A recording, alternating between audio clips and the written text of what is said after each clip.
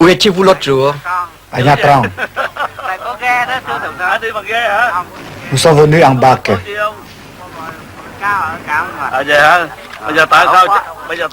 Pourquoi êtes-vous venu jusqu'ici?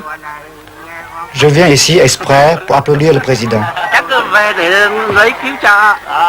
Sa Huyn, petit port du centre Vietnam.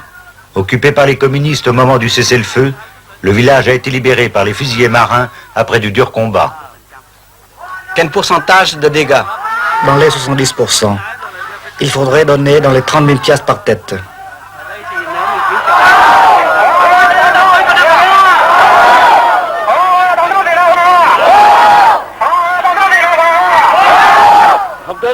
Où était votre compagnie l'autre jour? À Đức Phổ.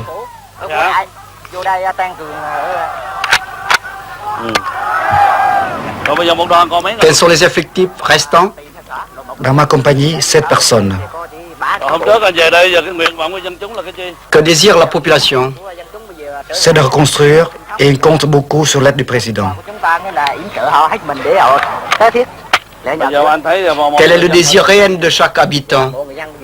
Des tôles et de l'argent. Parce que toutes les maisons ont été détruites par les bombardements communistes. Combien de maisons détruites? 95% à 100%.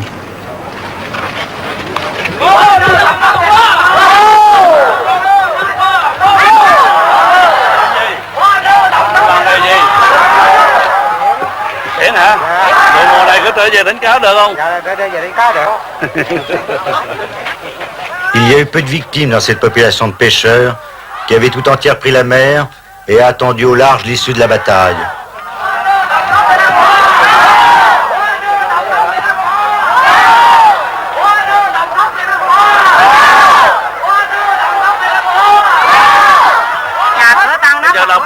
Maintenant, que désirent nos compatriotes?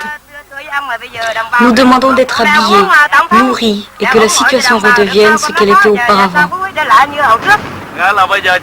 Pour commencer, je vous donne des tôles pour vos maisons et du riz pour vous nourrir. Il faut travailler avec acharnement et compter sur vous-même. Et je vous promets d'assurer votre sécurité.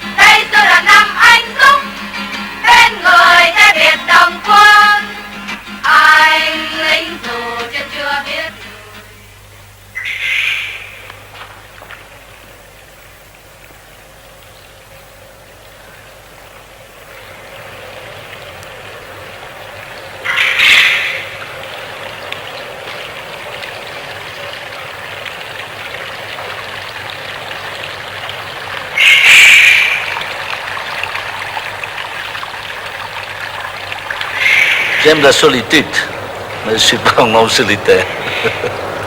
Dans ce sens que pour les moments de repos, de détente, j'aime être seul devant un grand paysage comme la mer, avec un horizon très lointain d'ailleurs, avec une vue très large.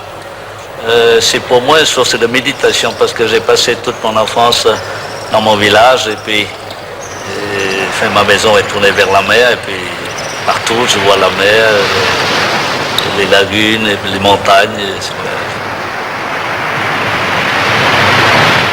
ne faut pas perdre cette habitude-là. C'est pourquoi j'ai passé presque tous mes week-ends là où il y a un peu de mer, ou chez mon village natal, ou dans une île quelconque, ou au Cap Saint-Jacques.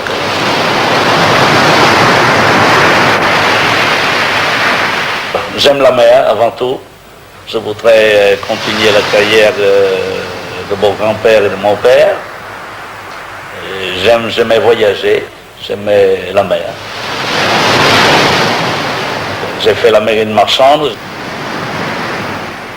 Mon grand-père était amateur de jonque.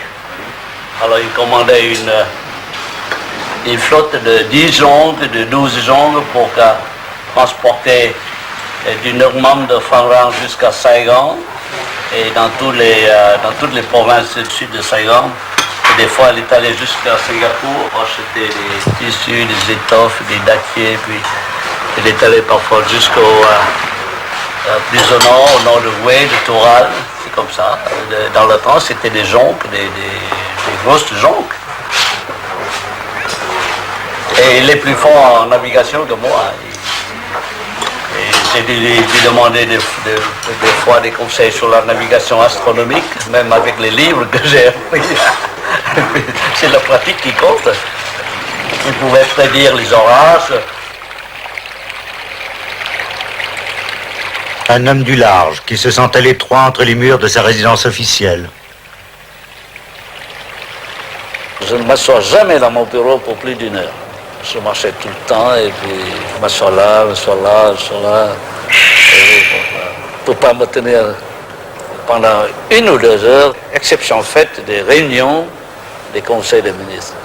Mais si j'avais la liberté de travailler comme eux, j'ai plusieurs bureaux dans ce palais. J'ai plusieurs bureaux. Vous êtes comme Napoléon qui ne pouvait pas rester en place. Excusez-moi, hein, mais le moment où je donne le plus d'ordre, c'est le matin quand je fais la toilette. Alors j'ai un interphone, alors là c'est... Oui, quand je me peigne, quand je me rase, ça c'est dans les ordres. Alors je m'en fous, là où est le Premier ministre, ou mon chef de cabinet, ou Enya, il peut être à sa maison, en voiture, en déplacement, mais il faut que je puisse parler.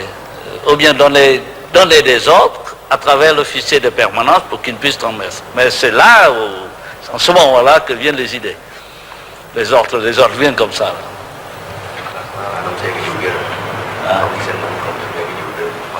Levé très tôt, Thieu prend chaque fois qu'il le peut son petit déjeuner avec son épouse. Un des rares moments de la journée où ils se retrouvent ensemble. Mais il apporte ses dossiers avec lui. Il faut démentir les bruits qui courent et examiner de près cette affaire pour que nous ne soyons pas accusés par les Américains de ne pas libérer les prisonniers. De notre côté, nous avons libéré plus du quart de ce qui était prévu. Mais les communistes continuent à nous accuser de ne pas vouloir respecter l'accord. Nous avons demandé la libération de 31 000 prisonniers. Ils n'en ont libéré qu'un peu plus de 4 000.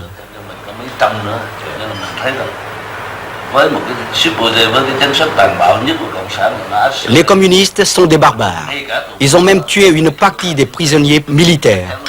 Ils achèvent même leurs soldats blessés et même les prisonniers communistes blessés que nous avons libérés. J'ai mis beaucoup de temps pour lire les dossiers, pour écouter mes collaborateurs d'exposer le problème.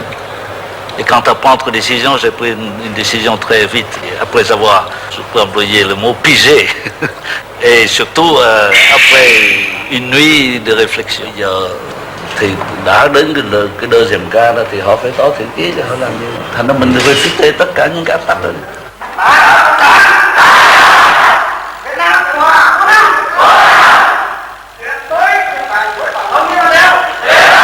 Vive le président Nguyen Van Thieu.